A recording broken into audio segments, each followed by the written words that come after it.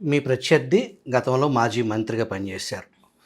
ఆయన మార్కు అనేది చెరిపేసి మీరు మంత్రిగా మచిలీపట్నానికి చేసే అభివృద్ధి ఏ రకంగా ముందుకెళ్తున్నారు? అంటే గత 2014-19లో కూడా మేము కాన్స్టిట్యున్సీలో దగ్గర దగ్గర 2,000 కోట్ల రూపాయల నిధులు తీసుకొచ్చి ఆ రోజు ప్రధానంగా ఉన్నటువంటి మంచినీళ్ళ సమస్య కానీ, డ్రైనేజ్ సమస్య కానీ, ఇళ్ల స్థలాల సమస్య కానీ, ఇవన్నీ కూడా మ్యాక్సిమం అక్కడ అభివృద్ధి కార్యక్రమాలు చేసాం. 2019 ఎలక్షన్స్లో కేవలం తక్కువ ఓట్లతోనే ఓడిపోవడం జరిగింది. కొంత జనసేన అక్కడ ఆ రోజున విడిగా పోటీ చేయటం, ఈ కారణాల చేత కేవలం 5,000 ఓట్లతో ఆ రోజు ఓడిపోయాము. పేర్ని నాని గారు గతంలో కూడా చూసాం.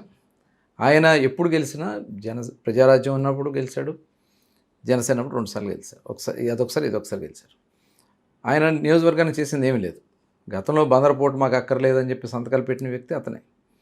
బందరపోటు రాకపోతే రాజకీయ సన్యాసం చేస్తానని చెప్పి 2014 ఎన్నికలకు వెళ్ళాడు.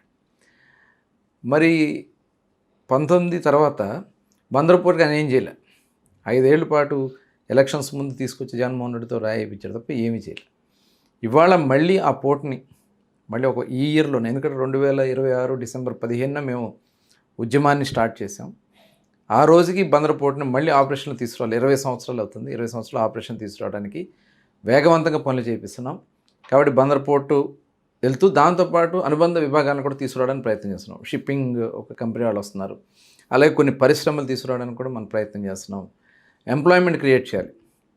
తీర ప్రాంతంలో ముఖ్యంగా ఆక్వా లేదంటే మాకు గోల్డ్ కవరింగ్ వ్యవసాయం, అంతకంటే వేరే వాళ్ళు దానికి మారుస్తూ మా వాళ్ళు చదువుకున్న బయటకు వెళ్ళి ఉద్యోగాలు కలిసి వాళ్ళందరూ కూడా అక్కడ ఎంప్లాయ్మెంట్ క్రియేట్ చేయడానికి కొంత నా డిపార్ట్మెంట్కి సంబంధించి కొంత అక్కడ ఇండస్ట్రీస్ ఎస్టాబ్లిష్మెంట్కి, అలాగే ఇతర పోర్టుకి ఆధారంగా వచ్చేటువంటి పరిశ్రమలు ఏర్పాటు చేయడానికి కొంత ల్యాండ్ కూడా ఐడెంటిఫై చేసాం. దాని మీద దృష్టి పెడుతున్నాం.